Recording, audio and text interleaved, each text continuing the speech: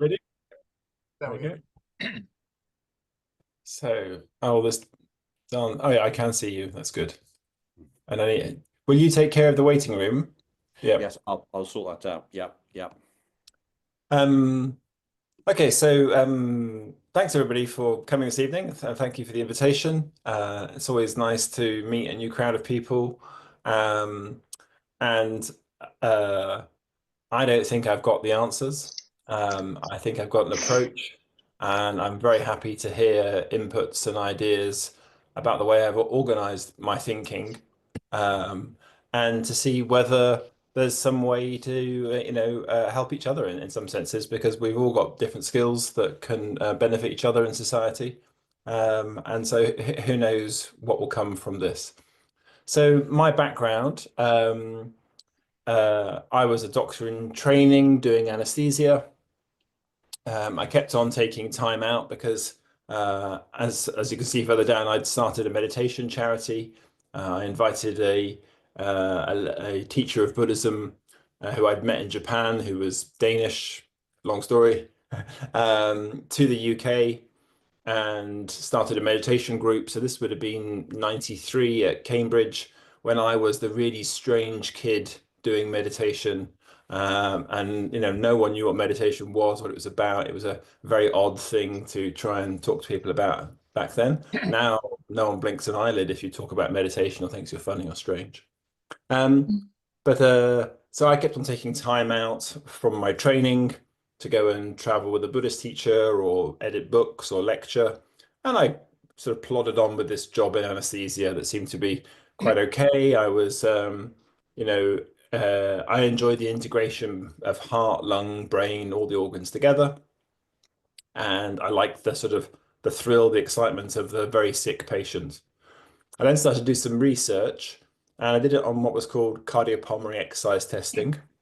And this is when you exercise test someone with a breathing mask on, ECG to record their heart, and you see how much oxygen they can consume as you increase the resistance on the exercise bike that they're on.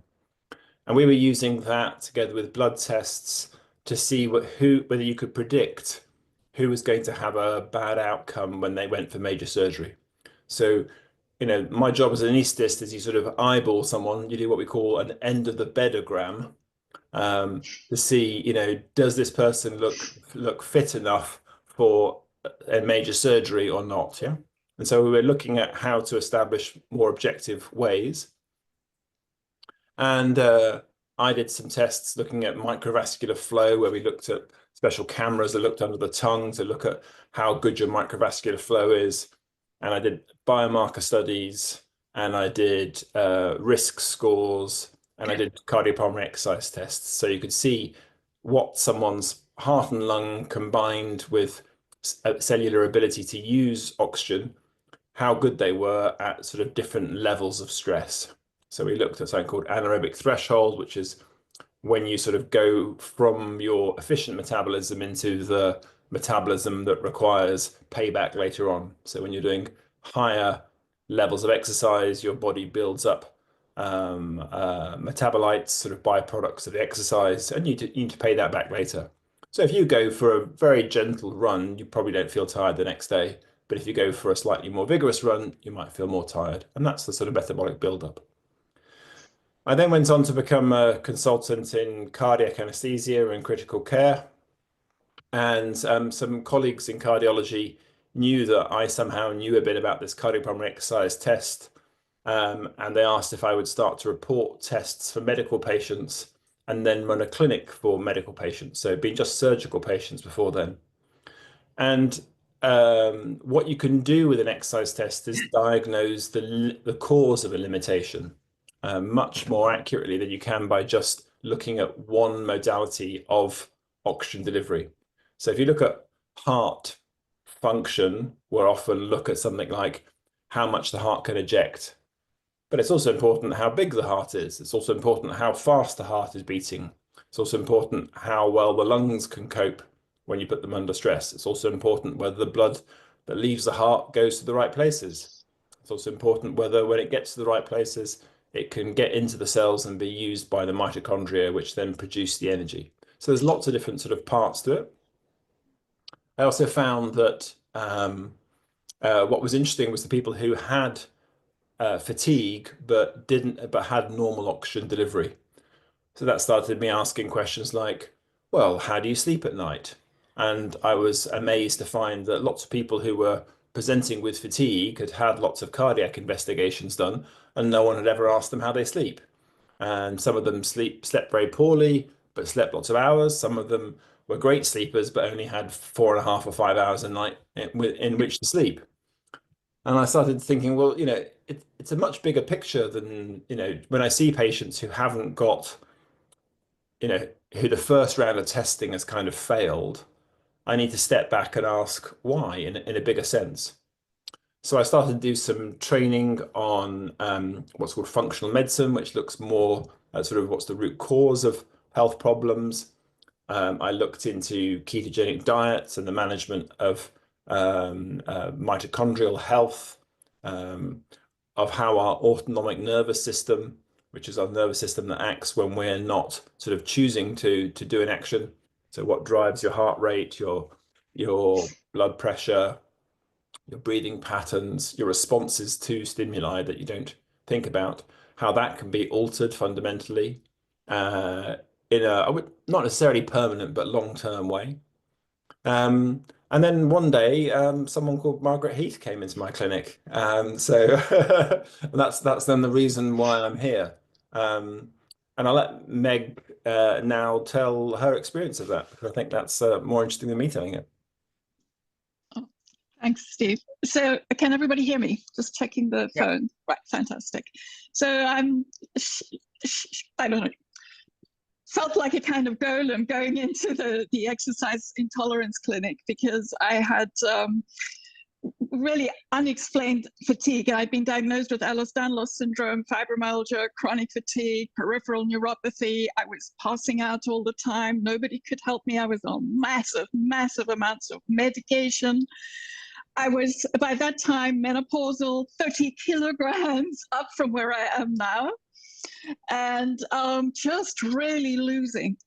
I had not been able to finish my PhD because I just collapsed. My whole system collapsed. I was a chronic pain patient, really debilitating pain, massive inflammation everywhere. Just everything sort of just, I mean, losing my social network, losing my brain capacity, just really not functioning properly. And Steve tortured me for about an hour, I think, maybe more, seemed like longer. And then he sat down and he spent 10, 15 minutes with me, which was probably more than anybody had ever done before. And he gave me information I didn't know I needed. And he spoke about the stress control, the breathing. He taught me breathing techniques. He told me to go and investigate the keto diet. I was a vegetarian and had been for 34 years. He really challenged me on that.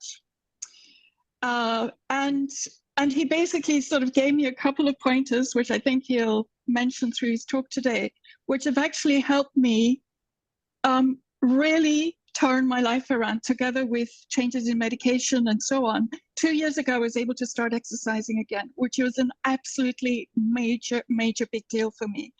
It only started because I actually just took Steve at his word and I tried what he suggested and I went and learned more. And because I'm interested in systems and cybernetics, it just kind of made sense to me how the whole system starts to lock together the more you find out. And I just thought you guys would be really interested to hear what Steve has to say and the sort of pieces of advice he gave me, because maybe you know somebody who could benefit too. So there you go. Thanks, Steve. Welcome.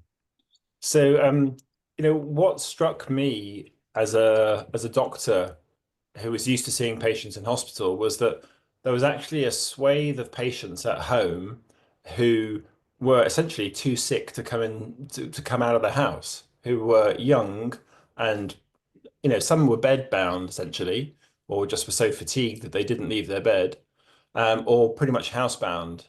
An incredible number of people essentially only came out of their house to go to hospital appointments.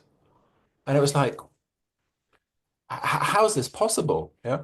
And people with chronic fatigue were being classed as people with a psychological problem who hadn't exercised enough, and that's why this had happened. Yeah. And I just thought, but there's got to be a story. There's got to be a physiological basis for this. There can't just be that this is something that switches on in the body that stops people from moving. So I started to sort of learn about that, and I started to try and see what approach I could take for these people. Um, and I was quite interested about how dismissive lots of my colleagues were about this, where even I could see on a physiological test, because I saw that person perform and do that test, I could see that, it's completely abnormal for a 25-year-old woman to have a heart rate of 120 when they're just standing up doing nothing. Yeah. Or to have the exercise capacity Connected. when you've got heart, like you've got, end stage heart failure. Yeah. But you've got a heart that pumps normally. So because it was always this VO2 at the end, it was the sum of all the other limitations. And normally we're just used to saying, well, are you getting enough oxygen in with your breathing? And are you pumping enough? But there's lots of other moving parts in the body. And I think my background in anesthesia meant that I always saw an integrated picture because I wasn't a specialist in one organ system, unlike most of my colleagues. And I also had this background from meditation. And I knew that the mind and the mental state, I'd studied stress biology at university and addiction. And I knew that there was a big story behind trauma and life events and which physiological patterns get set up. So, go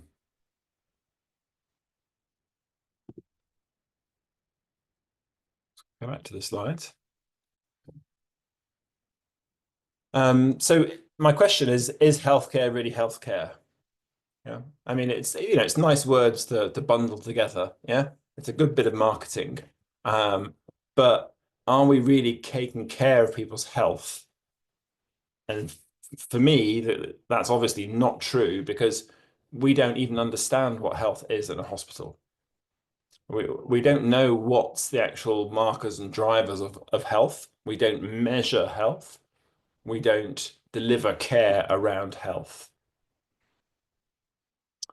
So this is what I see as probably the typical journey of a UK citizen currently. When you're in your 20s, you think everything's possible. It's amazing how late you can stay out at night, how much alcohol you can drink. It's all rubbish what they tell you about alcohol being bad for you because you can still go to work, you socialize, you have a bit of fun. These days you can add in food delivery. You've got great energy and you're like everything's possible.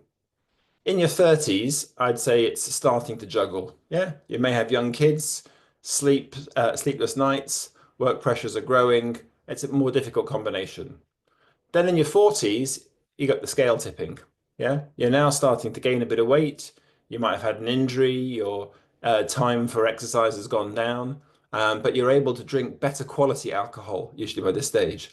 And that seems like it's a fair trade-off, right? Because the wine tastes better than it used to, so it's probably like 1 or 2 kilos a year. Well, okay, but 1 or 2 kilos a year is a remarkably small amount of excess calories per day. Yeah. So you will hear data about how, for example, walking doesn't really affect weight loss and exercise doesn't really affect weight loss. And that's true when you look at it over a 2, 3 month period. But when you have it on a yearly basis, the offset is enough to stop that 1 or 2 kilo gain.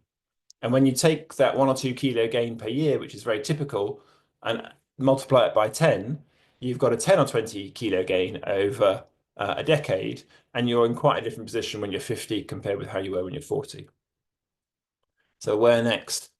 Well, in the 50s, your GP has this line for you, which is to let you know that unfortunately the tests have come back positive, your blood pressure's gone up.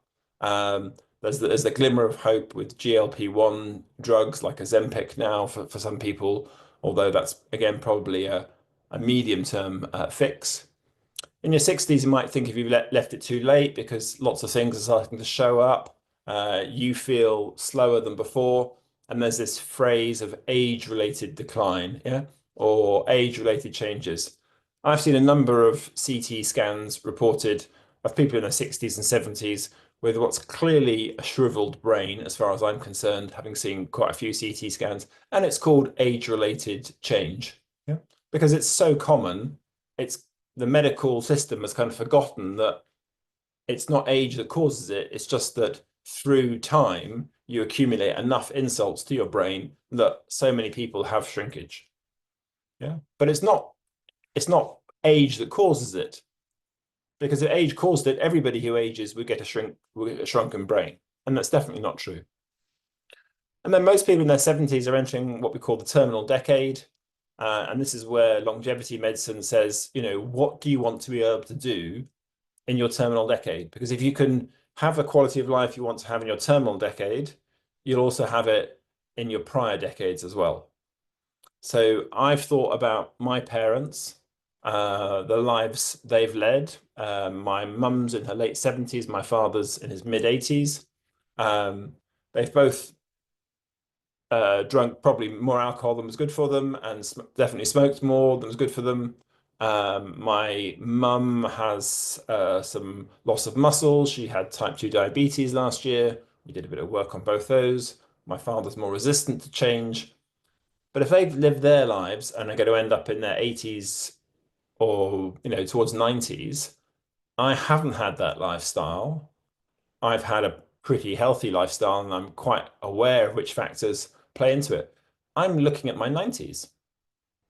So what level of fitness and strength would I need to have at this age? Because there's going to be a decline. I'm 51. What level of the fitness do I need to have now, knowing that year on year, fitness drops off, muscle mass drops off, grip drops off, all these things that do happen over time, yeah, to everybody. What level of fitness and strength and mobility do I need now so that I can still do what I want to do when I'm 95? I currently have a job in England and my family's in England. Well, my parents and brothers and sisters. My children live in Germany, and my wife and stepchildren live in Denmark. So that might all change. But if I want to see my family currently, and if that carries on, I will need to fly independently when I'm 95. So I want to be able to pack a trolley, take the bus, whatever I need to do to get to the airport, board a plane, put my luggage in the overhead compartment, get off at the other end, negotiate wherever I've got to get to, and go and see my children, and go and see my family and my grandchildren, maybe my great-grandchildren. So what level of fitness do I need now in order to be able to do that? Well, we have pretty good measures. We can assess that now, and we can predict whether when you're 95, you'll still be doing those things or you won't.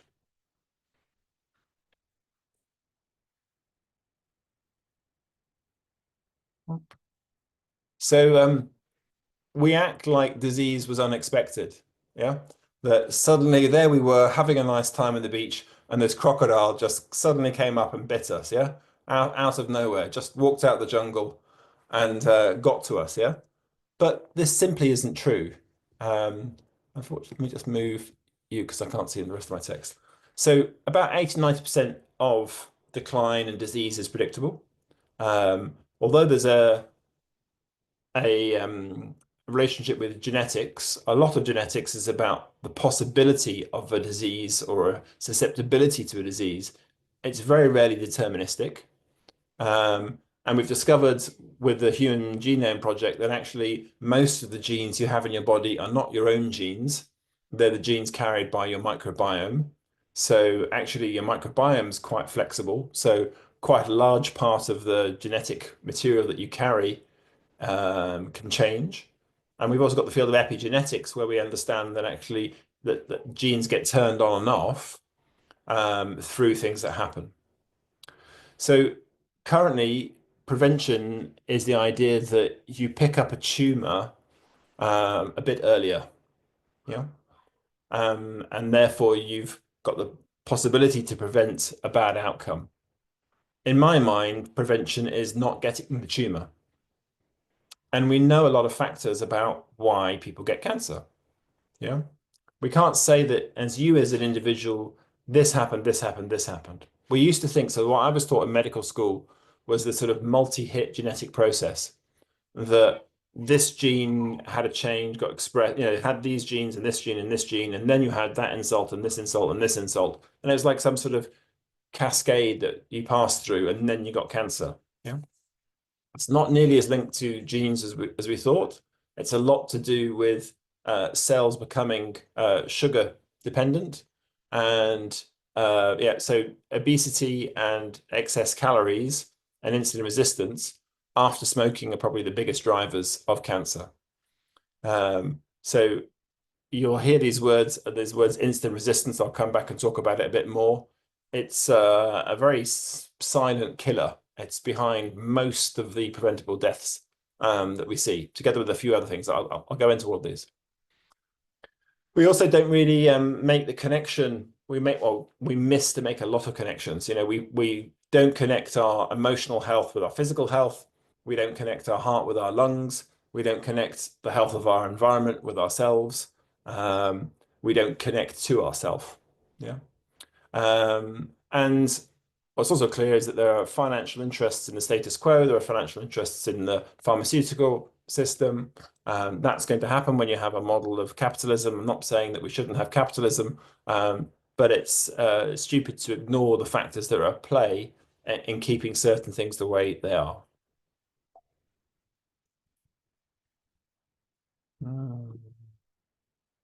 Okay, so what I'm going to introduce to you is a concept, which is that there are some deep drivers of disease. There are some levers of longevity. I call them levers because you can pull on a lever and it makes a difference. Yeah.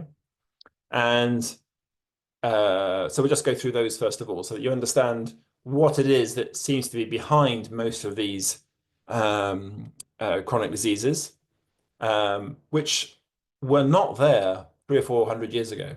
They've really increased exponentially. When I went to medical school, and that shouldn't be that long ago, yeah, type 1 diabetes was definitely the predominant form of diabetes, and type 2 was much rarer. It's absolutely flipped the other way now. I think it's about 10 to 1 of type 2 diabetes is type 1, if not 50 to 1. It's enormous, yeah? We've seen enormous shifts in that, yeah? So these problems, these deep drivers of disease, are behind almost every single heart attack, most strokes, cancer, dementia. They're also behind frailty. They're also behind pain. They're also behind immobility. And they're behind every component of what we call metabolic syndrome, which is high blood pressure, changes in your cholesterol profile, central obesity, and impaired glucose control leading to diabetes. Okay. So these are the sort of, I'm sorry to tell you, this is what your GP tells you, yeah? But before all of those occur, there are earlier states, yeah? So we can predict diabetes, the process starting 20 or 30 years before you get a diagnosis of diabetes. Okay, so diabetes is when your blood sugar level is raised all day long. It's not just raised at certain points in the day. It's raised all the time. And alongside that, you'll have raised insulin. Now, before that, let's say 5 or 10 years before that, you'll have sugar that's raised, your blood sugar will be raised mainly after meals and a little bit not after meals, and insulin will be up. And before that, the blood sugar won't rise after a meal, but insulin is up all day long to keep the sugar under control. So it's still managing. And before that, insulin will go up only after meals to manage that glucose and keep it still in the right level. And before that, your insulin level is normal. So you've got with each one of those a 5 or 10-year cycle moving forwards. Yeah. And we know what drives insulin resistance. And the other important thing about insulin is every medic remembers it's to do with glucose, but they don't remember that it's actually the master storage hormone. It makes you store and not utilize. So it's saying put things into cells and leave them there for growth and for activity. And it's blocking you from taking down from your cells. So insulin, for example, blocks the breakdown of fat because it's a storage hormone. It's there to say, put things in, not take things out. Okay. And it's working across the board with your metabolism.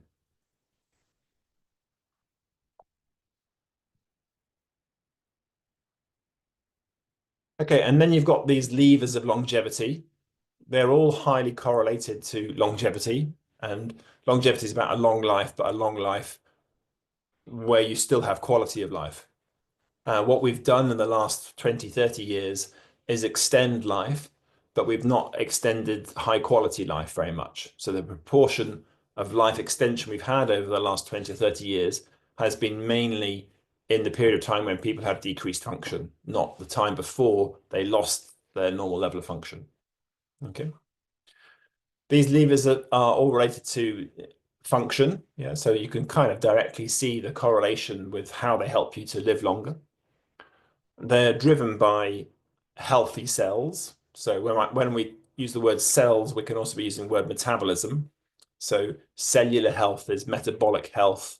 It's how you do metabolism. And metabolism is how you source energy, process energy, create a result, get rid of the metabolites, the byproducts, and do the function that cell is supposed to do. And they're measurable and modifiable. So you can find out what they are, these levers, and pull on them, and they will generate health. They'll generate longevity. So I seem to have missed, there we go. I missed the naming the drivers of disease. So insulin resistance, I've talked a little bit about. Inflammation, that process of the body trying to heal after something's happened. And inflammation is a great thing. It should be there. But inflammation should come when it's needed and then go away again. It shouldn't be chronically there. And that's what we see with a lot of people. They so like I can test people's insulin resistance and see signs of that on their blood markers from 10 or 20 years before they're going to get diabetes. You can see low levels of inflammation with blood markers. Okay. And people may not know they've got that inflammation going on. And then it's an indicator to say there is something going on. Yeah. And if you want to avoid the later problems, let's work out what's causing that inflammation now. Then stress. And stress means different things. Stress can mean the emotional stress that you experience in your daily life. It can mean physical stresses of doing something hard or being under pressure to do stuff, being in danger. And it can also mean cellular stress, so oxidative stress, so things that affect the cell's function. We've then got nutrient deficiency and caloric excess.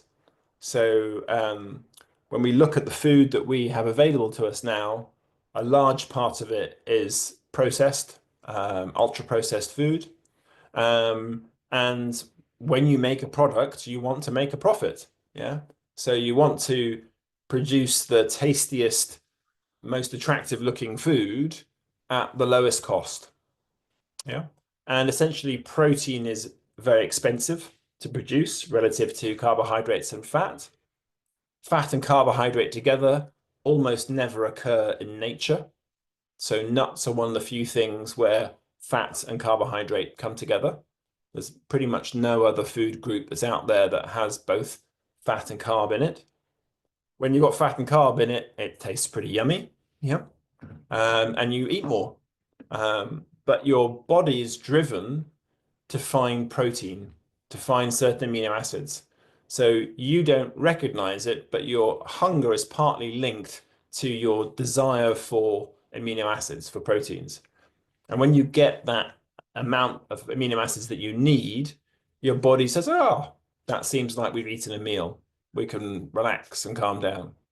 And some people have made calculations on the impact of the low protein content of processed foods, and they reckon it's potentially responsible for half of obesity in society.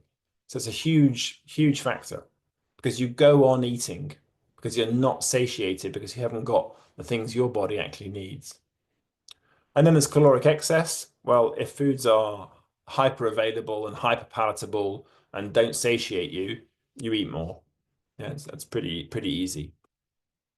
And then toxins. So we have a lot of toxins in our environment now, from air pollution to noise pollution to plastics in the foods that we're eating to pesticides put into the soil to heavy metals in fish or on paint or other sort of contact with industrial and the industrial world. Yeah. And our bodies are used to processing lots of these things. But if you give too much and you have it from too many different types of toxins, your body isn't able to clear things very well. And there seems to be some genetic differences there. And it seems to be that if you're under stress, it's harder to go and do that process. So the body's always prioritizing what it needs to do to save your life and keep you moving forwards. Yeah. And in the meantime, when it's not able to give you perfect function, it gives you what we call a disease, but which is really a coping strategy. So if you think about high blood pressure, there's a process of damage to the artery wall, and the immune system is going in trying to fix this damage that's caused by, let's say, cigarette smoke or high sugar levels. Yeah, it's trying to fix that, and after a while, it kind of says, what we're going to do is we're going to fibrose and fix this area, and that'll be better than it falling apart, but it's going to give you a higher pressure system. So we think of disease as a purely malfunctioning process. It's not. Often it's your body saving your life, because if it didn't do that, something much worse would happen. Yeah, a hole is much worse than a fibrotic patch. Okay. So we talked a little bit about those levers. And so here are my sort of 5 longest levers. So your cardiorespiratory fitness, which is what I was measuring with Meg, with the testing. I don't think Meg, it was actually 10 or 15 minutes. I normally had about 45 minutes or an hour with people. And I don't know that I could have covered all the things that we talked But about. definitely longer than an hour. The test would have been pretty much that. So it was a very unusual situation in the NHS that a patient had a test for an hour and then I had an hour with them afterwards. And that led to not just the first symptom question, but what's gone on for you? Where are you now? What's likely to bring the change around? So muscle mass and muscle strength are also very highly correlated to outcome. So especially because as we age from our 70s onwards, in particular, muscle mass dropping off is pretty quick. It's starting from 40, even a little bit earlier. So we can correlate muscle mass, we can measure it, and muscle strength. We like to look at something called grip strength. Yeah, so how strong your hands are. Yeah, so that's both a marker of your overall muscle mass, but it's also important that when you trip on the stairs, you can grab hold of the banister. Yeah. So when we see people who are in hospital or older, most of them are frail. Yeah? Most of them haven't got muscle mass to do things, and lack of muscle mass leads to more lack of muscle mass. Yeah, because you become less active. Circadian rhythm is also a very important thing. That's your approximately 24-hour cycle. So within that cycle, you've got a whole cascade of hormones going, oh, it's my time. Yeah, I'm up now. So for example, if you typically wake up at 7 o'clock in the morning, at about 6 o'clock, cortisol will start building up in your body because it knows you're about to wake up. And then you wake up and you don't feel completely sleepy. Hopefully when you wake up, you feel kind of like awake. Yeah. And that's because cortisol's already been building up in the background. Then you start to move, that increases the cortisol a bit more, and hopefully you get some daylight early in the morning, which then tells your brain through your retina, your optic nerve, goes to a little place called the suprachiasmatic nucleus, which says, oh, this is the beginning of the day. And when that part of your brain gets that signal, it says, we'll start to make some melatonin, which is the hormone that will help you to go to sleep later, about 18 hours later. So it's got this sort of coordinated cycle. It's like a sort of uh, a city in some ways that has different functions at different times of the day. You know, you haven't got someone sweeping the streets in the middle of the day because there's lots of cars on the street. Yeah. So if they tried to sweep the streets in the middle of the day, probably whoever's sweeping the road will get run over and they won't do a very good job of sweeping up. Yeah. So you get an efficiency by doing some things at some part of the day and not in other parts of the day. Every cell has got a clock in it that tells it when to be more active or less active. If you don't give it that circadian rhythm, it doesn't know what time of day it is, it can't do its function efficiently. Yeah. So there are lots of hormones that vary. Within that, we've got those signals which are like light and dark, active and still, eating, not eating. And they also create other rhythms. So you have the rhythm of being in a fed state and a non-fed state or a fasted state. And it takes time to switch between a fed state and a fasted state. Food's in your stomach probably 6 to 8 hours. Well, sorry, food is being processed and it's probably still in your stomach for 6 to 8 hours. It's probably maybe 10 hours before the metabolism says, okay, we've dealt with all the food that's been taken in. So if you eat up until 10 o'clock at night, you then got 10 hours until your body says, okay, we're done with the food. It's already 8 o'clock in the morning.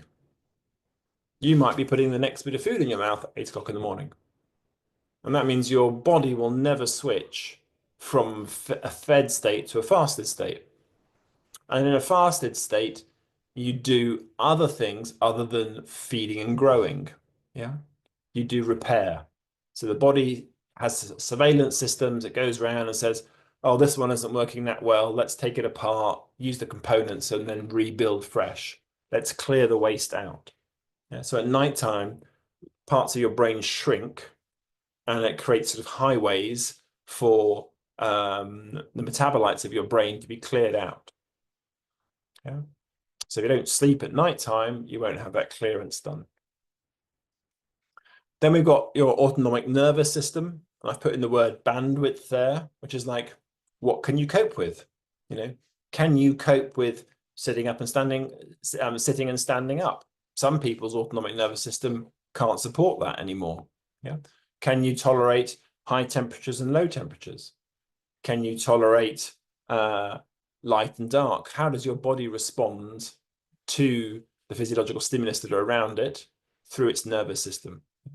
And what we see with a lot of people is this autonomic nervous system, its ability to respond gets lost.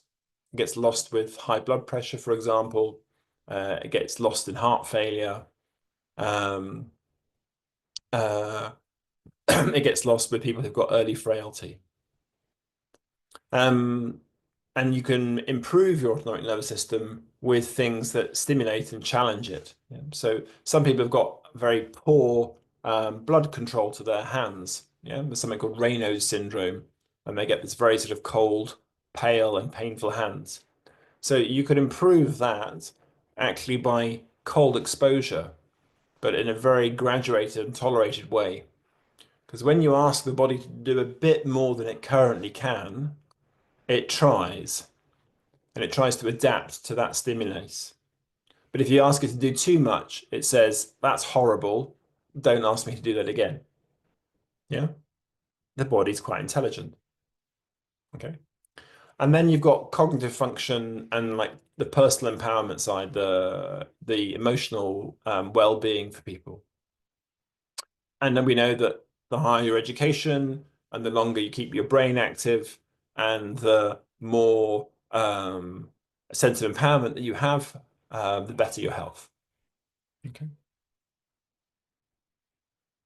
So I talked a little bit about insulin resistance, how it's got this long lead into diabetes.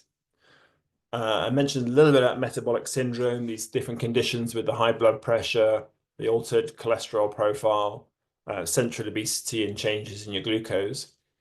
That used to be called insulin resistance syndrome.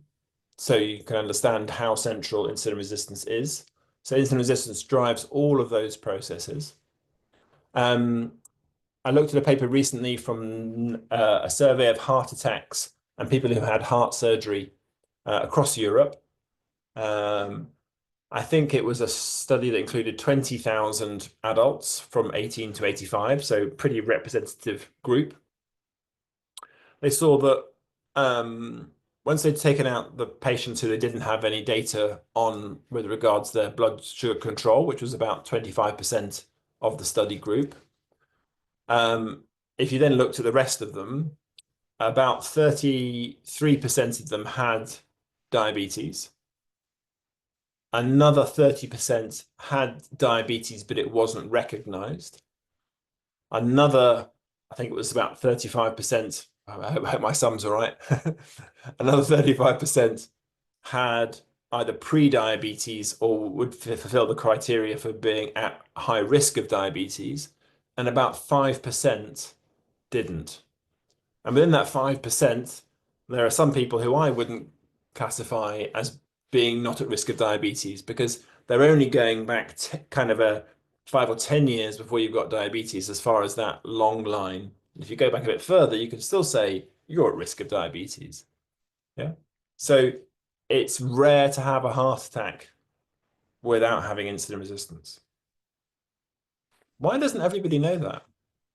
Do you know whether you've got insulin resistance? Do you know what the blood tests are for it? Does your GP? Does your cardiologist? Why are we not measuring it and looking at it? We know the biggest driver of insulin resistance is excess carbohydrate relative to how much you can tolerate. Why don't we look at that? And then fitness. So I mentioned this a bit at the beginning about these different thresholds for fitness. What I didn't say then is really it's a lot to do with your mitochondrial health. So can you utilize the oxygen that's delivered? Yeah. And normally when you exercise and you train, your mitochondrial health gets better. Sleep makes mitochondrial health better, light, good nutrition, lots and lots of things. It's a common pathway for a lot of the things to do with health. But some people have got problems with their mitochondria, and they have a normal looking heart and a normal looking pair of lungs. But what people didn't work out was that if you have those things and you still can't utilize oxygen, it's the third part of the chain, which is your mitochondrial health, because some part of the body's got to use that delivered oxygen. It's got to consume the delivered oxygen.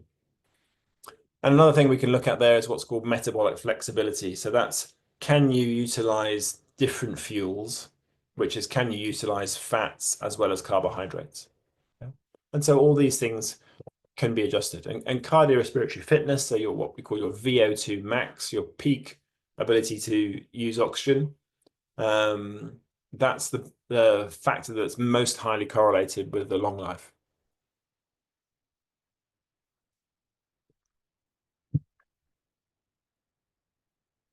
So as I've been trying to sort of organize my thoughts over the years and communicate to patients, I've come up with this sort of phrase of, well, actually with Margaret, because I talk about resources, challenges, and recovery to my patients, because I can't necessarily give them every single dot on the line.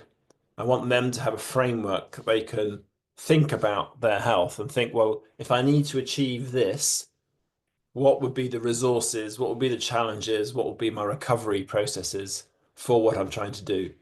And if you get that, if you get the resources and you get the challenges and you get the recovery, you get a positive cycle. And if you go around doing lots of challenges without resources and recovery, you get a problem. Yeah, you get exhausted.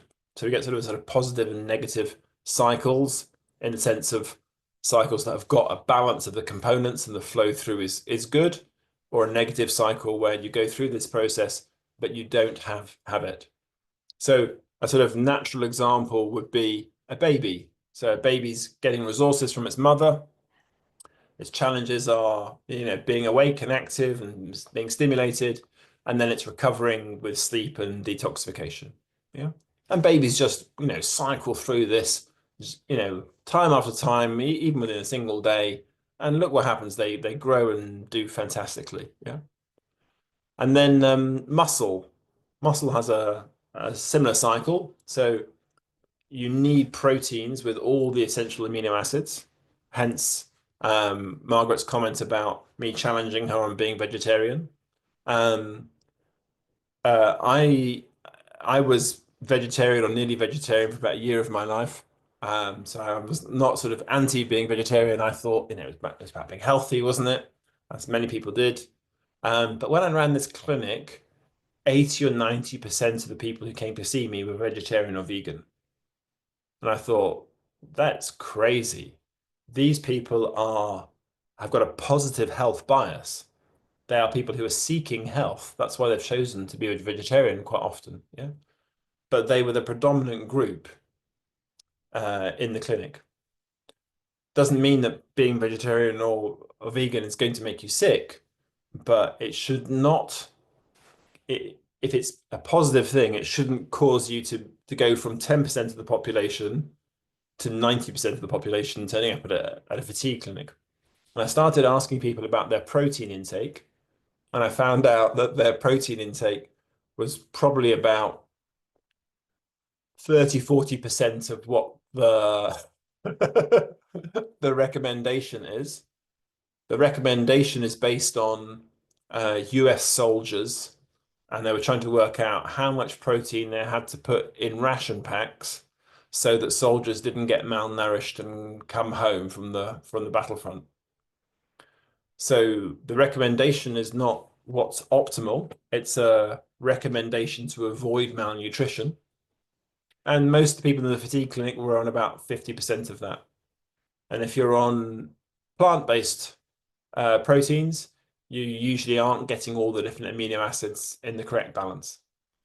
So you can do it, but you probably need to calculate it and have a real understanding of the diet you're doing if you want to resource yourself properly with proteins. Okay. Then with muscle growth, you need progressive overload. That means that the muscle needs to work a bit hard. Yeah.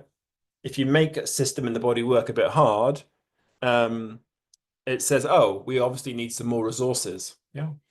I remember the first time I went back to study lung physiology after I'd taken my first anesthetics exam in it.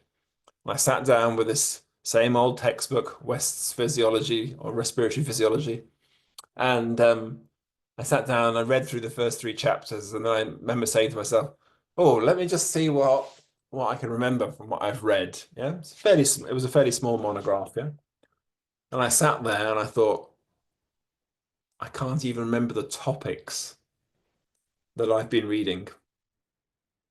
And I was like, how am I going to go and pass the next exam if I've just spent 2 hours reading and I can't even remember the topics I read? Yeah. But I hadn't studied, was done any academic study for about 2 or 3 years before that point. I kept on going and my ability to retain information came back on. Yeah. So, you're probably all using your brain and maybe been using your brain in a critical, challenging way every year of your life. But if you take a long period off, you'll find you're rusty. But when you tell the body there's a demand, you need to be able to do this, it upskills and it learns to allocate resources to the thing you're giving it. If you give it more resources, it can do more. Yeah. If you overload the muscle, you'll get damage. The appropriate amount of damage is what then stimulates the growth. Too much, and you have an injury, you have pain, you're reluctant to go back. You then need recovery. So recovery is when the consolidation, the learning, the growth actually happens. It doesn't happen while you're in the gym. It happens in the days afterwards. And actually, there's some evidence that we need quite a bit more time off than we'd thought. And so the system I use now for exercise training gives me 5 to 7 days off between each time I go to the gym. So, and I can track my own recovery with heart rate data and other things like this. And so I won't go back to the gym until I feel fully recovered. And having done that now for the best part of 9 months, I haven't had a single time when I'm injured, and my muscle growth and strength has certainly accelerated. Whereas before it was always a bit bitty, and I would work for some time and not, and having a good program really leads to benefit. So if you challenge without resource, you'll get no growth. If you resource without challenge, you'll get no growth. And if you don't have any recovery, you'll have limited growth and injuries. Okay. So I think, starting to try to see how do we drive health through resources, challenges, and recovery, because that's how our body is doing it, allows us to have some insight into what we might need to do to improve our health, to care for our health. And then we've got the example, for example, chronic fatigue. Yeah. So a lot of people with chronic fatigue will tell a very typical story that they would just grab whatever was closest to hand as far as food or other things would go, didn't care, often didn't drink much water, just generally got through the day. No real thought or plan about resourcing themselves. Yeah. Often people who get chronic fatigue are very focused individuals who can achieve an awful lot in the world. Most of them are seen as people who burn the candle at both ends, but quite high achieving, which also makes then the crash of fatigue, I think, much more challenging because they've been used to being able to do so much. So I put it, the goal of life is to burn the candle in 3 places. Yeah. And that doesn't work very well. And then recovery is seen as a waste of time, essentially. I had my claim to that was, I would say, I haven't had chronic fatigue, fortunately, but I did think that sleeping was something you could do when you're retired. And I thought of it as a waste of time, and that I wanted to not sleep so much because I wanted to, make the most of life. Yeah. And I gradually built up a catalogue of short sleep related health issues, poor memory, falling asleep while trying to drive at night time. I had a few road traffic accidents coming back from night shifts. My mood was definitely worse after nights. And once I decided, okay, maybe this is related to just not sleeping enough, started to sleep more, I saw one of the biggest shifts in my health and ability to do what I wanted to in life in a good way. So this is basically the perfect recipe for burnout, and the body lets you know by pulling the brakes on and saying, we will not do this any longer. If you won't put the brake on, then we will.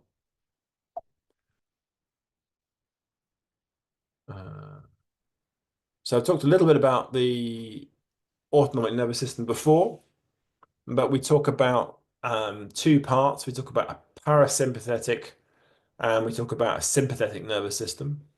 So these are driving different processes, more of this, a bit more of that, that's going on in our body. And there are different sort of phrases that I put together for it, and I've tried to sort of step it through with increasing stress, if you like. So you've got that first rest and digest stage. That's where we actually should be spending most of our time. Yeah, that's what our body is, our ancestral biology is geared up to help us be.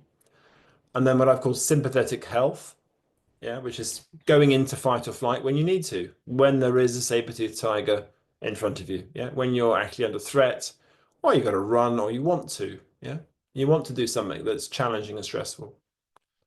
And then the sympathetic society, which is the environment, the culture that we're in currently, which says let's all stress together as much as possible. That's good, isn't it? Let's stay at work longer. Let's drink more alcohol afterwards. let's travel and commute a long period of time. Let's eat poor quality food and call this great progress. Yeah, so okay, bit of me on my hobby horse. Why not? And then you end up in sympathetic overdrive, which is where you'll hear this phrase, wired and tired. Or as a patient said to me the other day, said, I'm not burnt out, but I'm browned out. I've missed the ED, brown out, but it should be browned out. Yeah. So before you're actually burnt out, you're browned out. So you're just starting to, char at the edges. Yeah. You've been in the toaster a fair bit of time, but it hasn't set off the fire alarm. And then you've got parasympathetic emergency, which is when your body starts to shut down. That's burnout, that's chronic fatigue, that's freeze states, that's fawn. That's when you just give away all authority to other people. And you can move between these different states, and normally we do. But once you get further down that list of 5, it's harder to move back up to the parasympathetic ideal. Okay. So that's going on all the time. But what I'm saying, when I say resources, challenges, recovery, I presented you with 2 states that are parasympathetic, the resourcing and the recovery, and only 1 that is sympathetic health. Okay. And that's where our biology should kind of be. Parasympathetic, a bit of chosen sympathetic, and back into parasympathetic. That's where health works. So that's what I've just sort of said about those different states.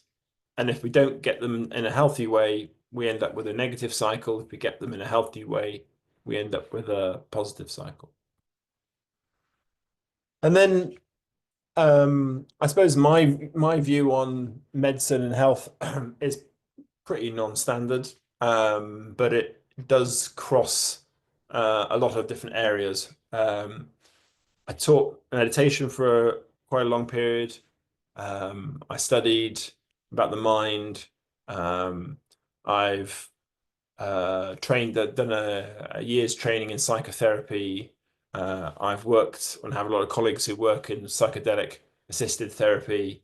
And you can really understand and see your body in different ways.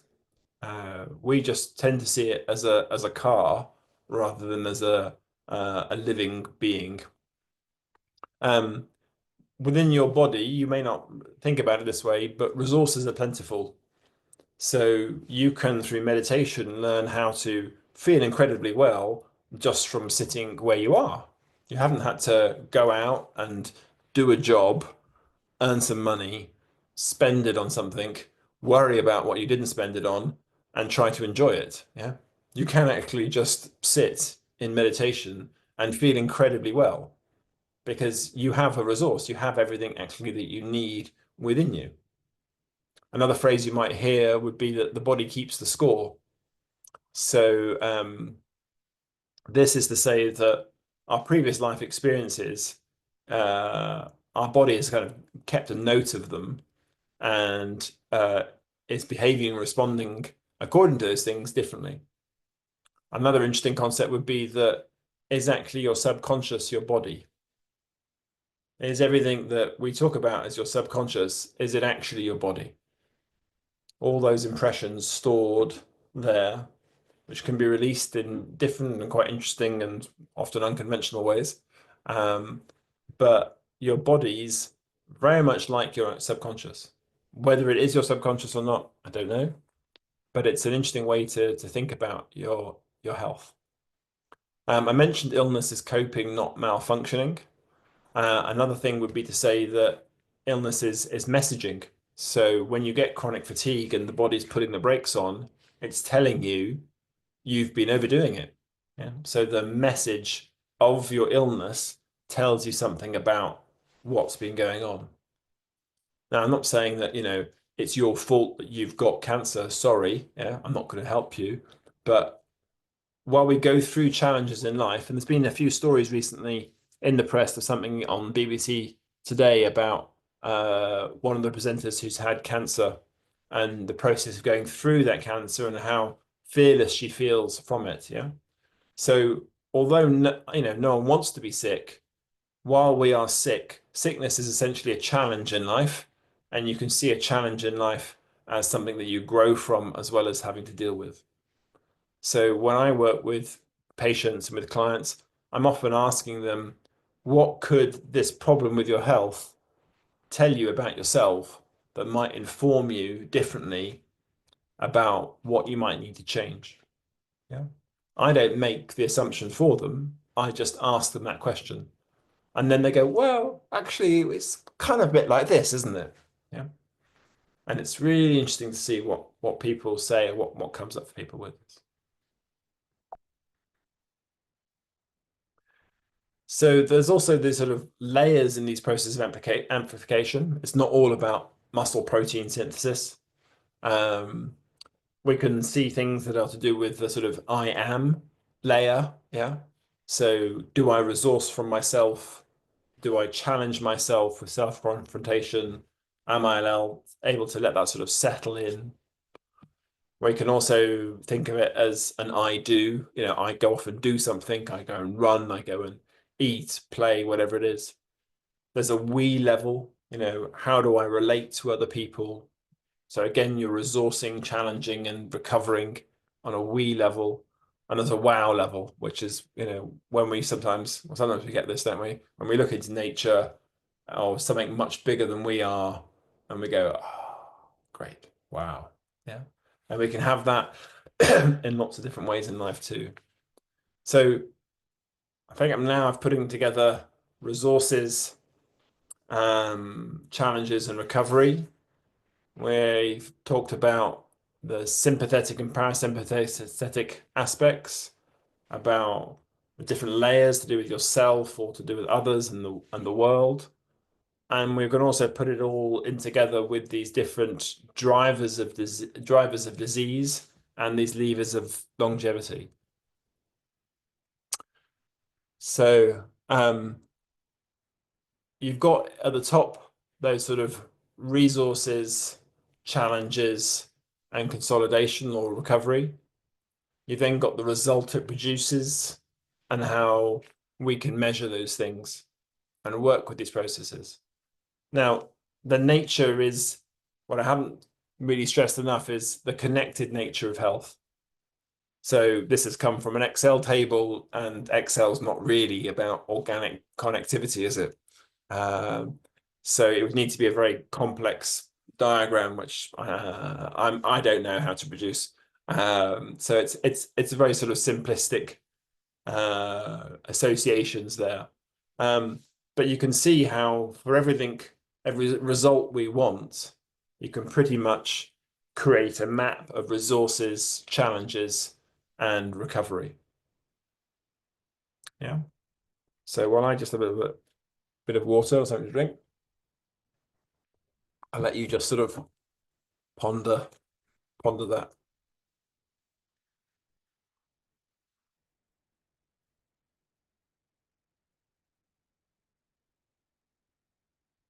I was talking to a patient today, and he was getting frustrated that he says, every time I come and talk to you, there's so many things to kind of think about and talk about, but then I don't see you for another month.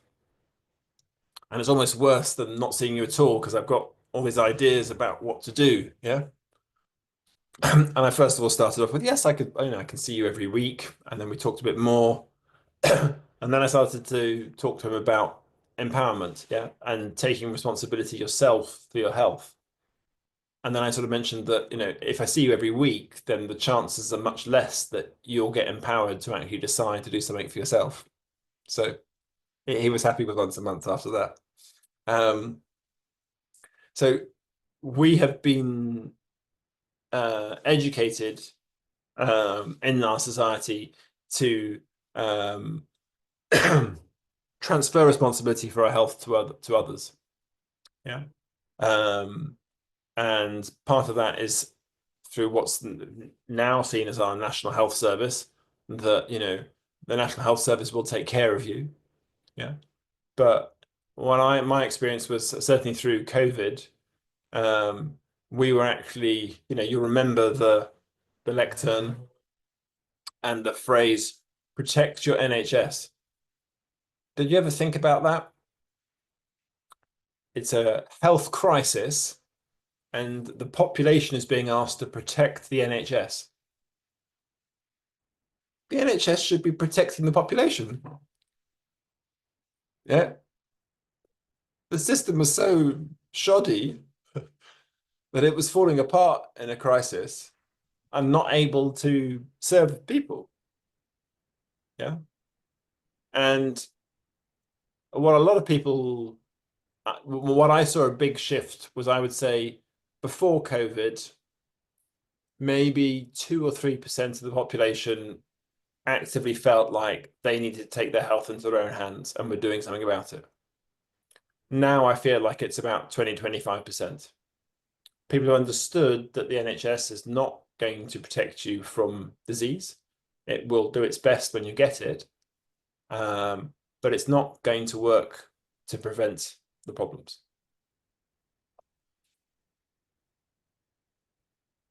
And then, oh yeah, it's just fitted on. And then this is then the drivers of disease. And you'll see a common theme running down the middle there, that pretty much all of those problems are associated with a lack of recovery. Yeah. You don't have time off from carbohydrates, you get insulin resistance. You don't have time off from stress, you get inflammation and stress and fatigue. You don't have time off calorie input, you get caloric excess and fatigue and obesity. You have no time off nutrient deficient states, you end up with nutrient deficiency. And we don't have any break from toxins, and we end up with the problems of excess toxins. So when you get these things out of kilter, you end up with a problem. But the biology now is really clear. You don't really develop chronic disease unless you've got those drivers of disease.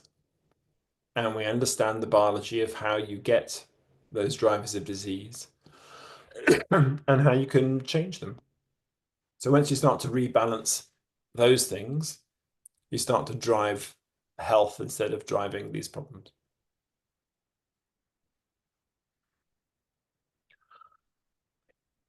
So if you do want to care about your health, I think you need to recognize the current system is about sickness management. It's not healthcare. If you're happy to end up like the average person in the UK, it's fine. Yeah. If that's what you want, no problem. Disease has got a very long lead time. We can see atherosclerotic, so changes in people's arteries in teenagers who've had road traffic accidents.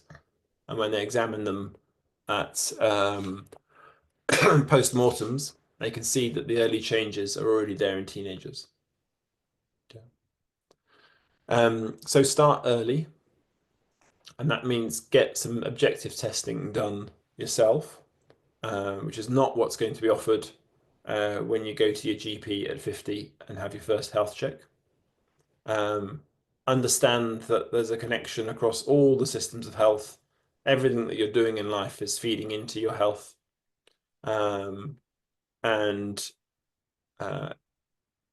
Your gut is affecting your brain, is affecting your muscle strength, is affecting what you eat, which is affecting how you detoxify. It's all linked together.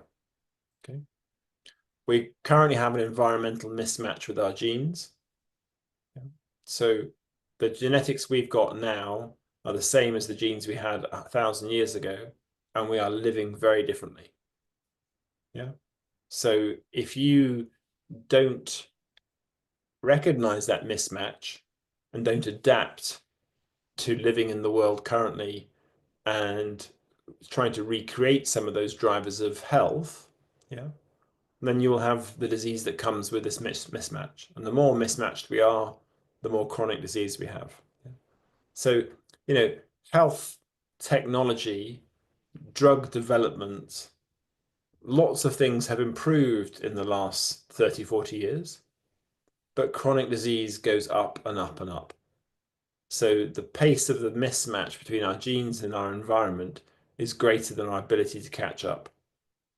And that's economically a huge problem because healthcare costs are becoming a larger part of our GDP. And we're more frustrated because the gap between health and disease is getting larger or more people are getting chronic disease. And so we want to spend more money on it. But the money we're spending on it is about managing the sickness rather than actually driving health. And yeah, I think that's it. So, thank you for your time. Please do ask questions. I've put my email address there if any of you want to get in contact. If any of you are interested in finding out things for yourself, then please let me know. I do work at Fortius Clinic, which is a sort of orthopedic and sports medicine clinic in central London where I see people. I see people remotely because I partly live in Denmark.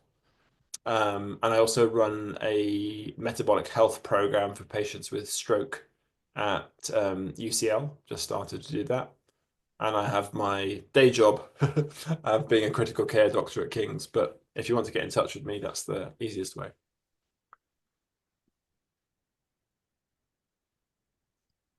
Thank you, Steve. Yeah, brilliant. And a huge amount there in terms of I need to go and reflect on personally in terms of how I'm managing my life. So yeah, thank you both professionally and personally. I'm going to open it up to Q&A, but also any reflections. So more than welcome to put stuff in chat or just raise your hand. Okay, Miguel, I'll let you start us off. Yeah. This is I think a practical question. You mentioned that insulin resistance tests are infrequent. Did I understand that correctly? Yeah, that's right. And why is that? So insulin needs to be, well, not a lot of labs are doing it. Insulin is slightly variable in the level you've got. So if you repeat the test, the reliability is not so good because your body's producing it in spikes. It's going up and down. But we don't historically see insulin as the problem. We see the raised glucose as the problem. Yeah. So when insulin was discovered, it was a marvel because it stopped people from dying from type 1 diabetes. So insulin in relation to type 1 diabetes is very, very clear. You don't have any, you need some, otherwise you die. Yeah. And in people who had type 1 diabetes, they had high blood glucose levels and people gave them insulin. Wow, fantastic. It got better because they didn't have an insulin. In type 2 diabetes, you've got high glucose, but not because you haven't got any insulin, because actually you've just put in too much carbohydrate and your sugar bowl is overflowing. Yeah. And now we treat type 2 diabetes with more insulin. So your body produces more to try and handle the extra glucose, and then it produces more, but then it can't manage to do the job properly. And so we give you an injection that allows you to have some more insulin. So then you get the sugar back in, but now you've got a system where you've got a resistance to a hormone, and we're giving you more of that. So you create more insulin resistance. So when someone with type 2 diabetes starts on insulin, they've now got a higher insulin level and they put on weight because they get the other effects of excess insulin. So just testing the insulin level, it needs to be a fasted sample. Ideally, you need to pair it with a glucose, and ideally you need to do it in a controlled setting where you have someone who's fasted, you give them a fixed amount of carbohydrate, then you measure their insulin level at baseline, 30 minutes, 60 minutes, 90 minutes, 120 minutes. So that would be the gold standard way of measuring insulin. Okay. And it will be slightly different from day to day. And what we do is we take a very long, much later picture, which is how sugared your blood vessels are, no blood vessels, your red blood cells, what we call glycation. The measure of glycation is what we call your HbA1c, which you may have had a test done.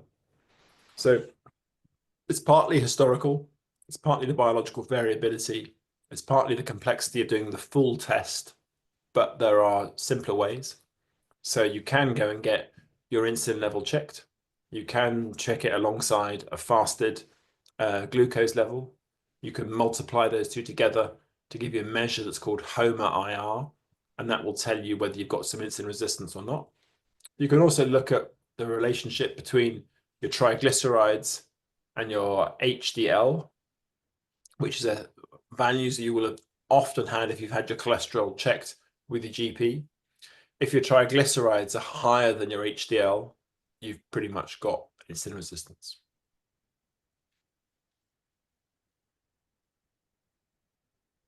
Thank you. Welcome.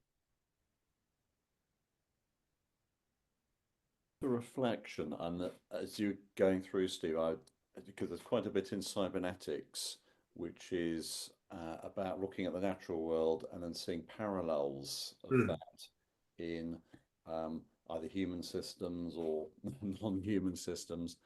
I'm just thinking some of your headline messages here, it caused me to reflect, because when we think about kind of the longitudinal effects, that problems you can kind of track back 20, 30 years previous, you can see that happening in organizations where sometimes it was a decision or something that happened many decades ago that caused a current problem, but also this relationship between resources, challenge and recovery.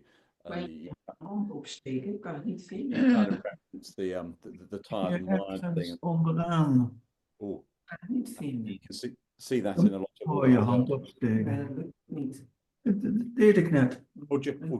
Jared, Kom je nu aan de beurt? Nee. I think, yeah. So you can see that in kind of organizations get trapped in that business. So yeah, for me, both the topic itself, but also some of the parallels here. Yeah, really interesting. Good. I think Peter and Elena, you both got a hand up. Elena, why don't you go first? Elena. Mine is a very simple question. You mentioned that the people you were seeing who were vegetarian were getting a low percentage of what the recommended amount of protein to keep soldiers healthy was. Could you tell us what the amount of protein recommended is? Sure. So the recommendation is 0.8 to 1.2 grams per kilo per day. So if you take the midpoint of that, it's 1 gram per kilo per day. So I'm 90 kilos, so I need to eat 90 grams of protein. Now, the simplest unit of protein is an egg, because everyone knows roughly how big an egg is. Yeah, it's about 7 grams of protein in one egg. So for me to get enough protein in the day, if I don't eat anything else that's got protein, I'd need to eat 13 eggs. That's really bad news. And it wouldn't be a problem. So you really shouldn't worry about, I mean, cholesterol in food was that absolute nonsense story. No evidence for it at all. Okay.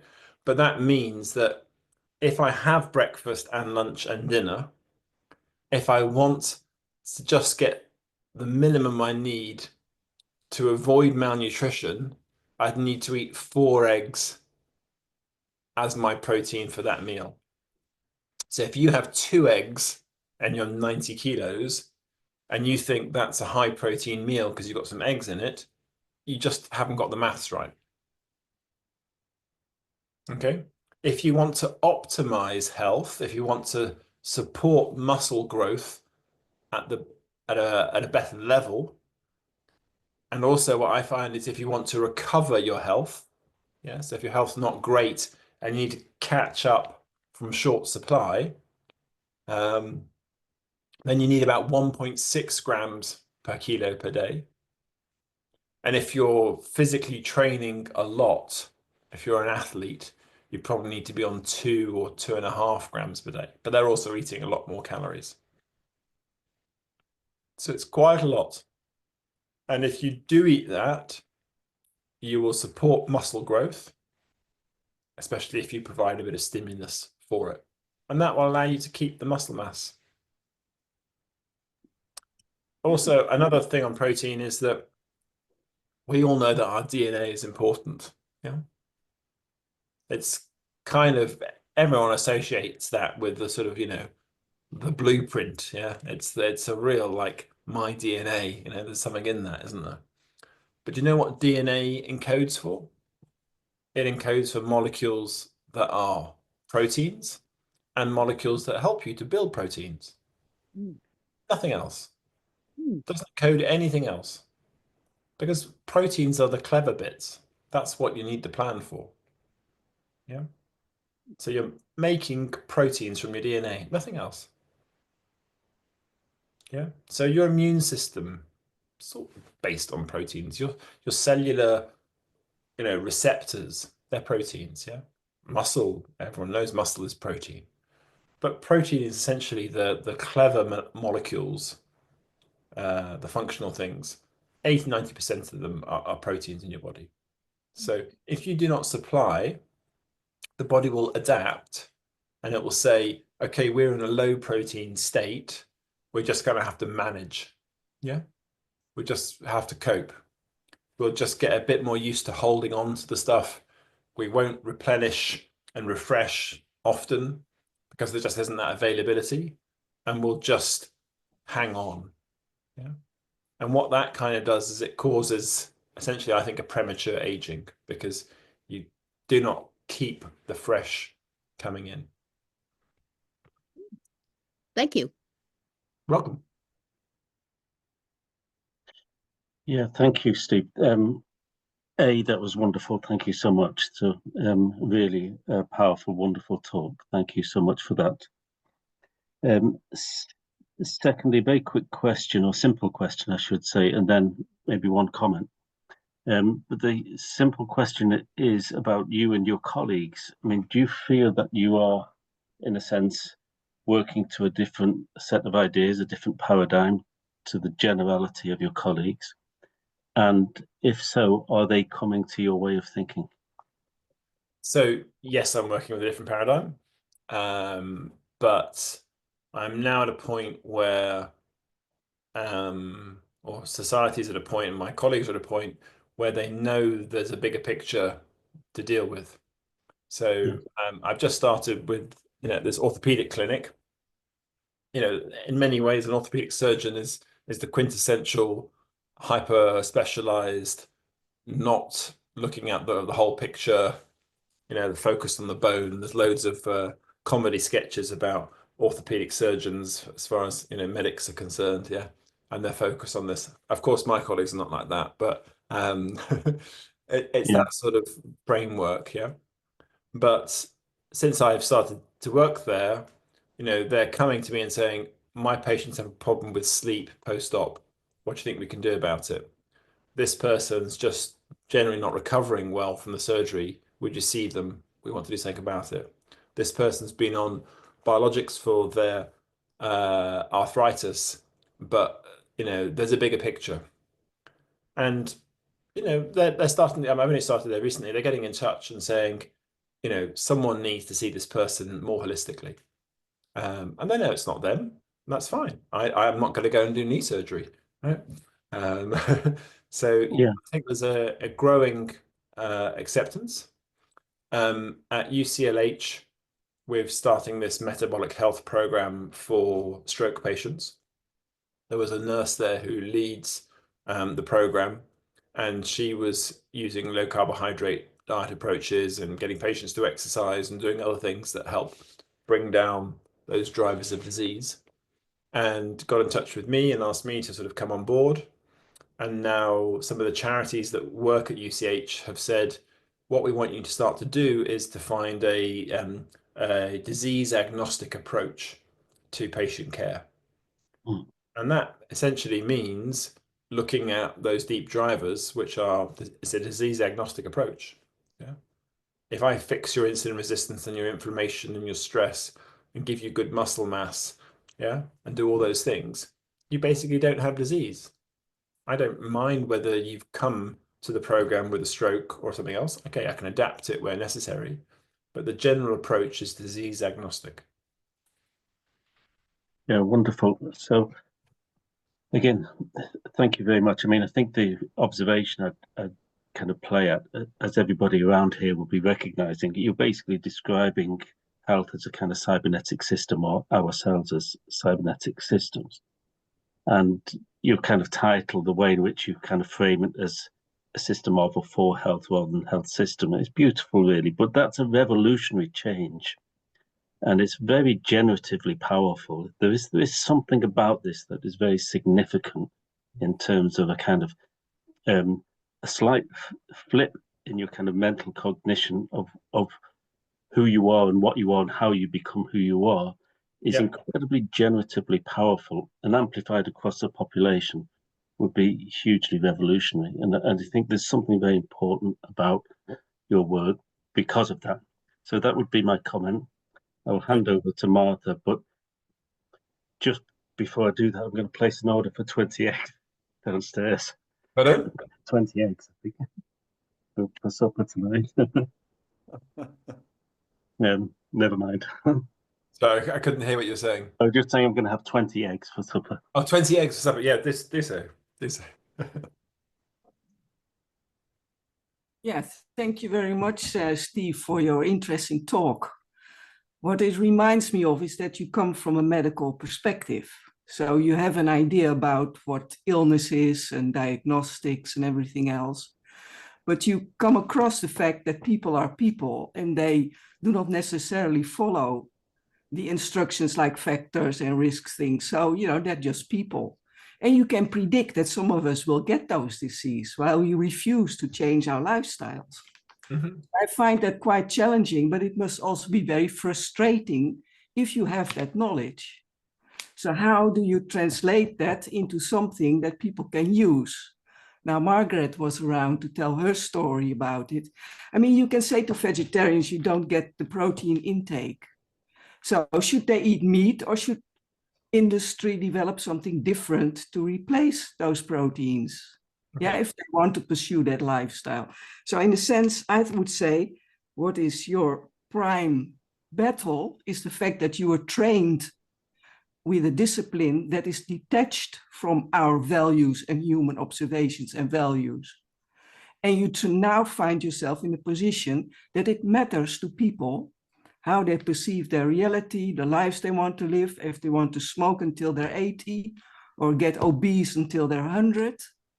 Yeah, so what matters is how you can make that to good use to people, your insights, and your discipline does not allow you to. We know of many facts that interaction between people and their whatever diagnostic healthcare systems are around, that is a very different matter.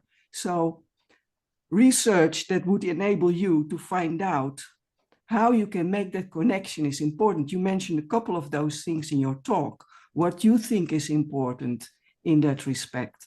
So if you would try to pursue some research in that area, I think that would be really helpful, because we have many instances, like with breast cancer research, how do you get people to do those tests or go for the screening, and what are the risks?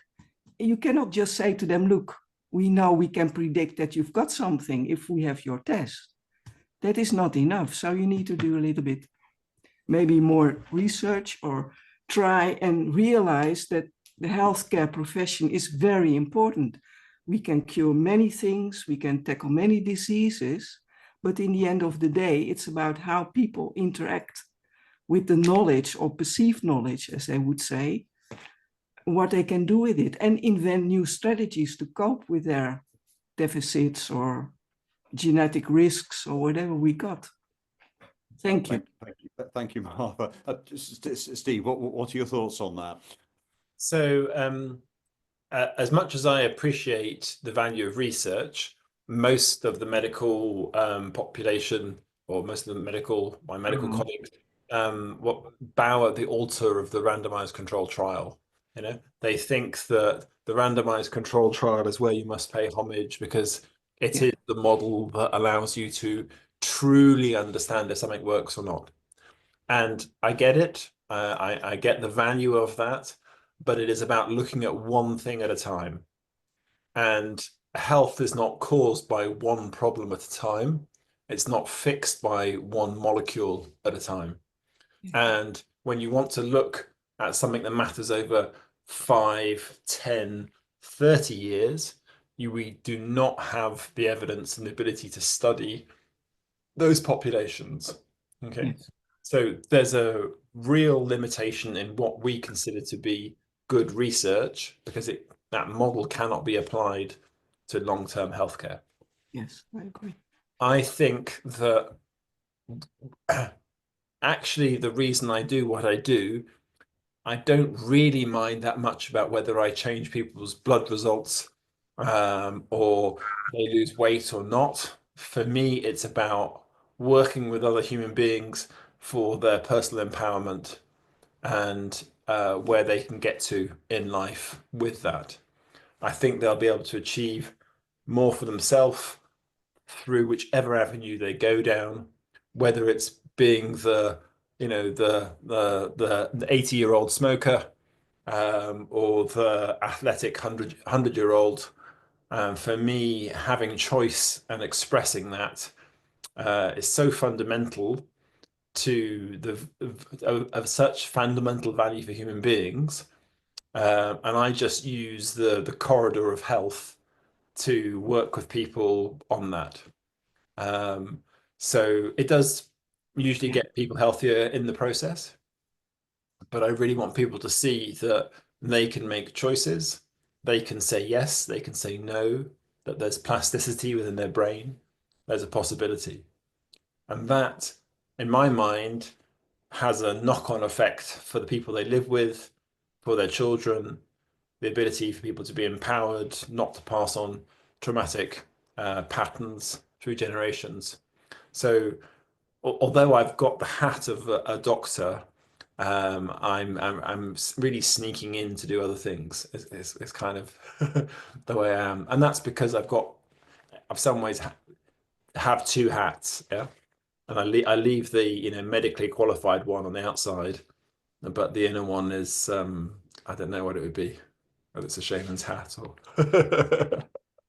Yeah, no, thank you. I think it's very important that you realize that part of your job is scientifically sort of approved, and Yep. the other part is trying to experiment. Many nurses, for instance, and other people who have to go beyond their traditional role to be able to support, because they step in when other things fail, because the knowledge we have does not translate into productive interactions necessarily. And you say randomized trial controls. Yes, I agree. I mean, I've been doing work in the wellness recovery action planning, you know, mental health, where, you know, it's not possible to do that properly because people change. You can't take a 0 point and then go on and say, yes, I'm empowered now than I was 3 months ago. You cannot do that. So we have to require from research that they invent new methods to show the quality of what we are trying to achieve, you with your patients or clients.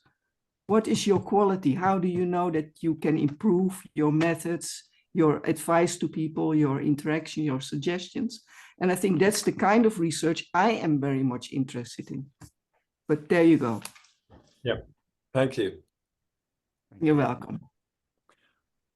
Steve, could I ask a very self-interested question? Yeah, go for it. Anyone wants to do the what about me question? Take it straight from Martha's very profound system-wide thought to a very it's about protein sources. Because about 20 years ago, I changed my diet, and it was based on the advice I had that sort of definitely avoid red meat, avoid meat as much as you can. Fish is sort of okay. So I'm just interested in your perspective from a general health point of view. So essentially, turn that upside down. Okay. So we've been told that red meat is bad, and that's based on poor quality retrospective studies. And if you look at the general population and you ask who eats lots of red meat, these are not generally healthy people. So that's the basis for all the bad evidence for red meat. But red meat is probably the most nutrient dense food you can get. unless you go and talk about liver or something like this, yeah, or organ meats. So when you eat animal-based proteins versus plant-based proteins, you have to eat about half or a third of the calories when you eat animal-based compared with when you eat plant-based.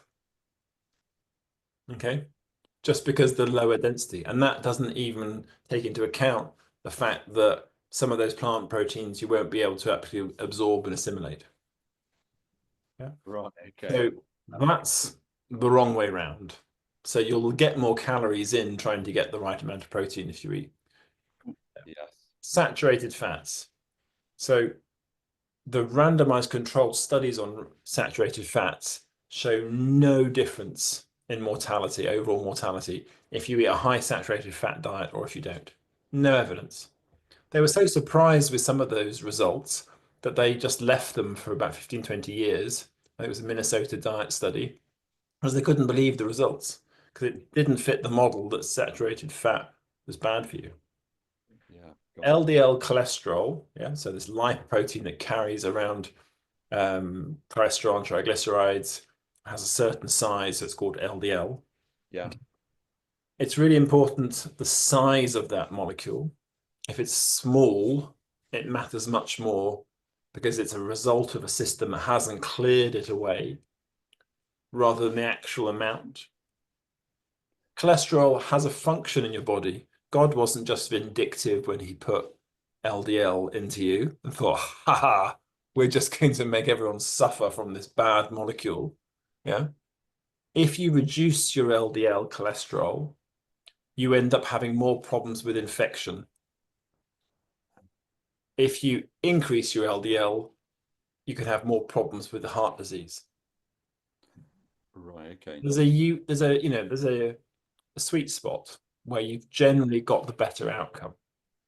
But what happens is we have studies that show shifting LDL will improve cardiac outcomes, but probably not overall mortality. Right. Okay.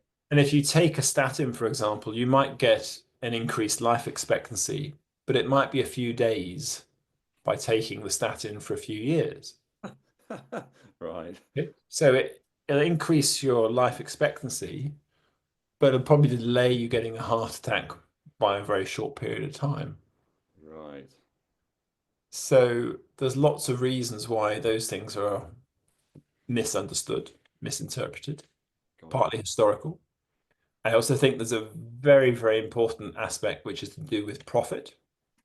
So whole food and protein is expensive to produce and you can't sell it for very much. So you make low protein foods, and it's very convenient that these foods that we're told to eat are the ones that companies can make more profit on. During the Second World War, American farmers were subsidized to produce more corn and sugar and wheat, and they got subsidies for that.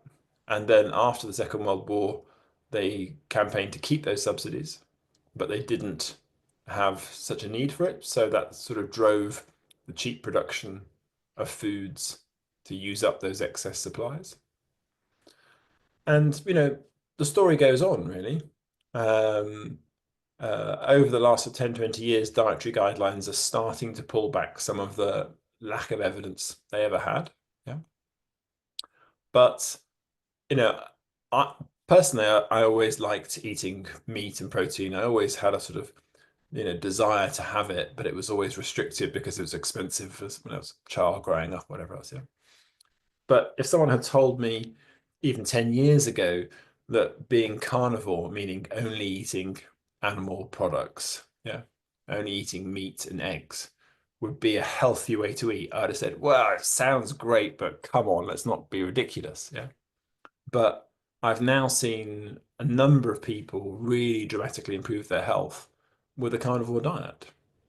And that's like, well, if it's that bad for you, why do you go from being overweight with autoimmune diseases and other problems to being really healthy?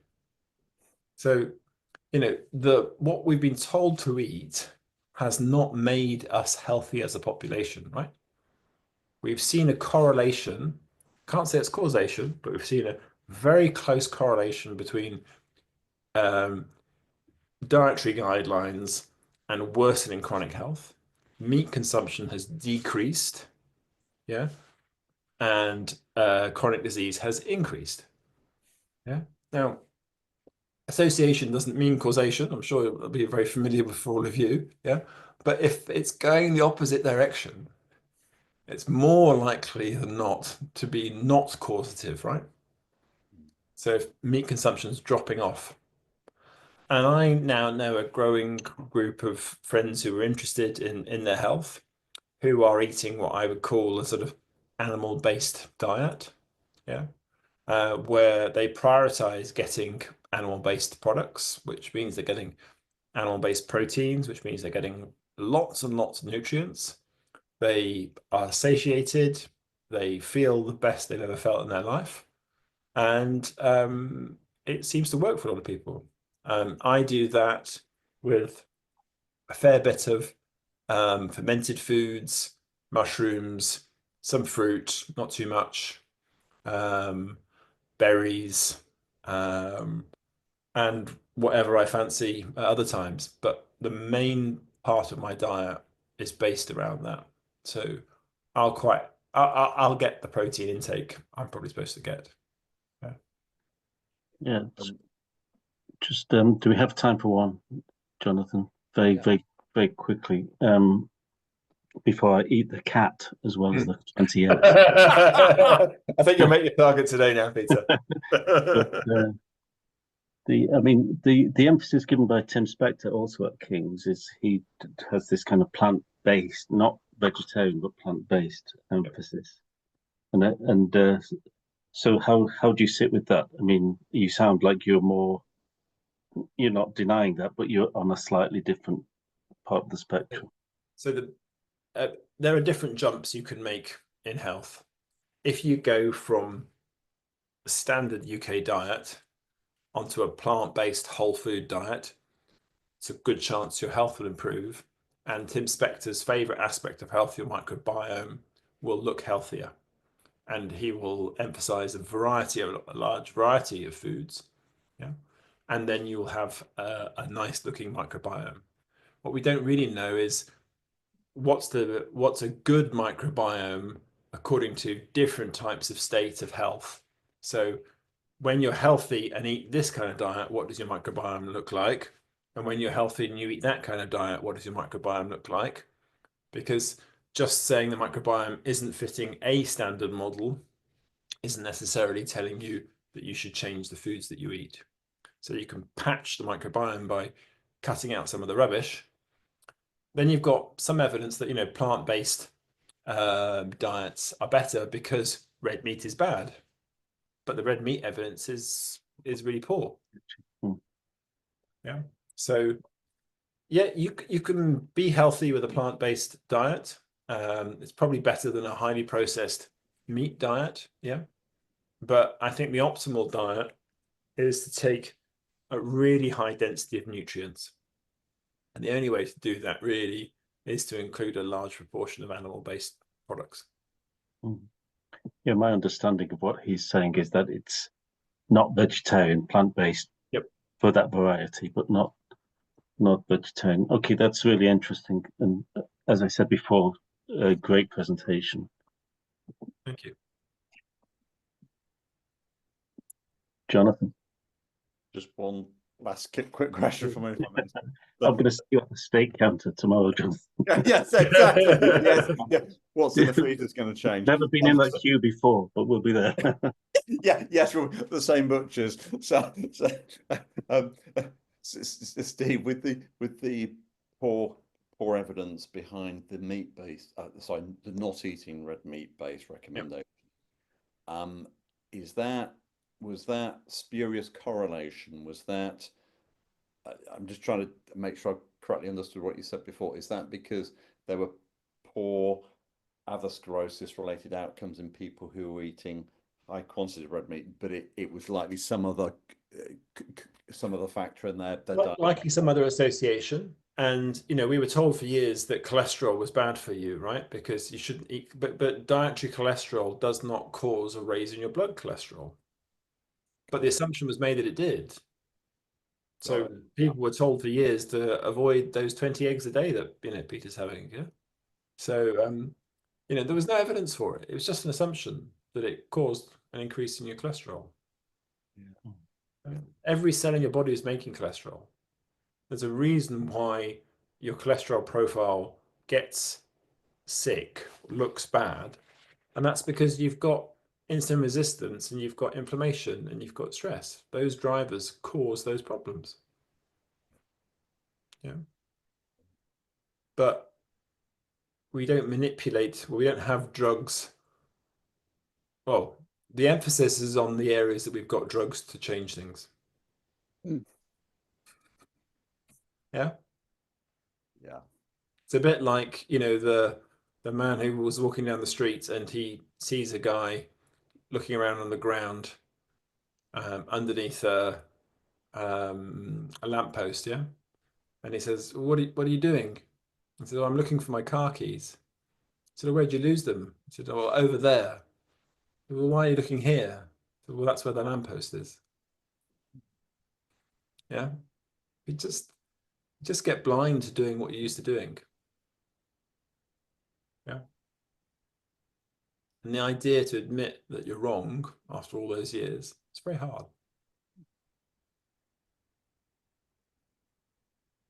So there's a changing landscape. People are starting to look differently. More and more people are asking questions about why things are the way they are, why things aren't working. If you take a statin, why do you still get a heart attack if it's everything you need to do? So, not to say those drugs don't play a role in the right place, not at all. They do. I would certainly use them for patients under the certain circumstances, but I'd also want to see more detail on a lipid profile compared with the standard GP tests, where you can actually quantify the number of the small molecules, not just the total volume.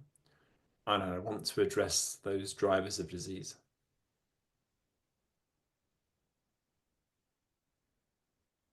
Margaret.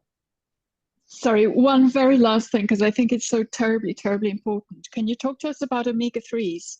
Because they seem to be so protective of brain health and of health and for insulin resistance and for generally. So Thanks. omega-3s are a kind of essential fatty acid. Yeah. We talk about essential amino acids and essential fatty acids. There's no essential carbohydrate. It's an important thing to understand. So you do not need carbohydrates at all for your body to function. These amino acids are very important in neuron health, both peripheral nerves and your brain. You can get them from plant-based sources like flaxseed and chia seed, but your body's ability to convert them from the form you get them in those plant-based products into the actual form you need them is really, really poor. So you cannot meet your requirements through that conversion. You can meet your requirements through a kind of algae oil, where algae have processed things and made a good concentration of the right kind. So if you're vegetarian or vegan and don't eat oily fish, then use argan, I think it's called argan oil. And if you do eat fish, you want to eat 2 or 3 portions of oily fish a week. And if you're not doing that, you really want to supplement with DHA and EPA fish oil.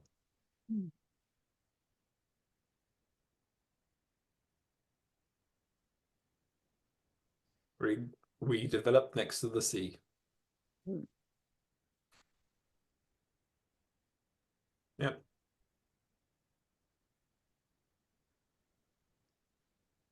I'm sure you're saying something nice there.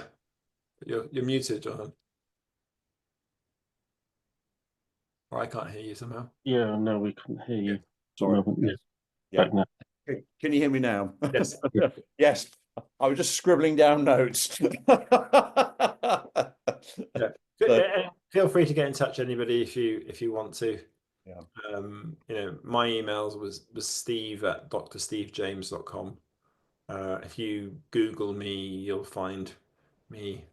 I had a little period of time when I became quite well known because do you remember there's the NHS? There was a mandate from the government that everybody in the NHS had to have a vaccine, and they were going to fire about 90,000 members of staff during COVID.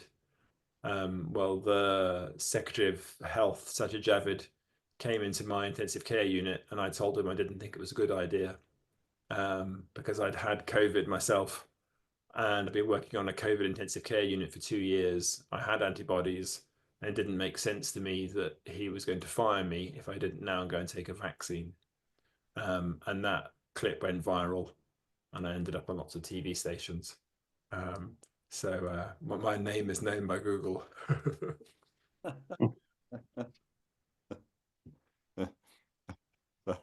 Fabulous. I suppose the good part of that is if we forget your email address, we can quite easily find That's you. you can find my website. Yeah. We can ask Sajid Javid for it. Yeah. Yes. Brilliant. Great. Thank you so much. Thanks, everyone. Thank you, Steve. Absolutely brilliant. Thank you all. Brilliant. Thank you. Thank you. Cheers. Thanks, Meg, for suggesting, Steve. So, yeah, thank you both. Brilliant. Bye bye. Cheers. Bye-bye. Thanks, Meg.